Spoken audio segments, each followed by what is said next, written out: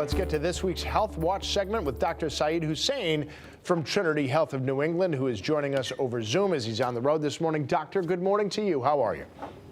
Good morning, Tim. I'm doing great, thank you. Good. Glad to have you here. All right, we always say 'tis the season, but it is the season that we see respiratory illnesses start to ramp up. COVID and flu hospitalizations are going up nationwide, according to the CDC.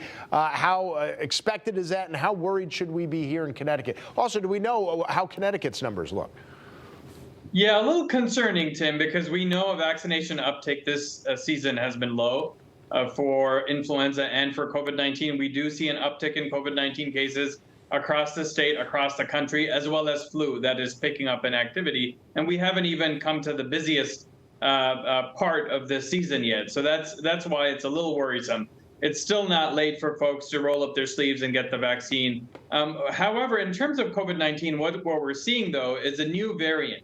It's a descendant of Omicron, closely related to BA.286, which you may recall we looked at closely during the summer because it just had so many new mutations to the spike protein, which gave us a little bit of a pause to see, will this spread quicker? Will it cause more severe disease? But it really didn't take off. But this one, JN1, which it is closely related to BA.286, is now accounting for 20% of all COVID-19 cases in the country, expected to continue rising, which suggests either it's more contagious or it's able to fight against the body's immune system more effectively. So so far, though, it's early days to say whether it's causing more severe disease. But suffice to say, if you have someone, a loved one, or yourself with underlying medical conditions, please take precautions as we head into the holiday season, as well as get that shot if you haven't gotten vaccinated yet. Do we have an idea of how well the latest shot works on that particular variant? So it appears like the currently licensed vaccines are effective along with treatment. So that includes Paxlovid. So if you do develop any symptoms, get tested, make sure you see your provider and get either treatment and along with other precautions to ensure that it doesn't spread.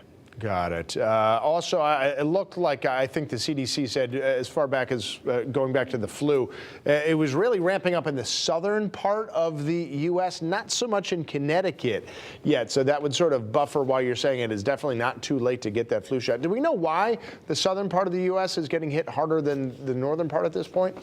Yeah, it's hard to say, Tim. We've seen this cycle play out many times during the course of the COVID-19 pandemic, where it starts one area, but people travel and things move around, and ultimately the whole country will be impacted at some point. We saw, for instance, multiple waves where the Northeast, New York City in particular, got hit hard first. Yeah. So we can just use lessons learned from other places and ensure that we get folks vaccinated, take precautions if you have underlying medical problems, especially now, as like I said before, as we head into the holiday season. Right. Real quick, while we have you, I want to talk about this problem with applesauce being sold in the U.S. that was made in Ecuador, showing lead levels way higher than what standards would allow. And possibly it could be contaminated, like intentionally tampered with. How concerning is this with lead exposure, especially for young kids? Yeah, the FDA is all on this right now. They've actually visited the site where this factory was located in Ecuador, where this originated from, 2,000 times higher than what proposed standards are for lead levels in the blood, which is very, very high. There are about 60-odd cases for children under age of 6 that have come with lead poisoning. So something to keep in mind, especially if your child, if you've actually been exposed to this particular brand of applesauce with cinnamon, or if your child has symptoms that may suggest lead poisoning, then definitely seek some medical attention and advice. Absolutely, Doctor. Yeah, Schnucks, Wanabana, just 2 of the 3 names. We've got the full list of all the recalled ones on our website, fox61.com. Dr. Hussain, thank you for taking the time to join us while you're on the road. We do appreciate it. Thanks so much. Happy holidays. And we'll see you next week. Happy holidays to you.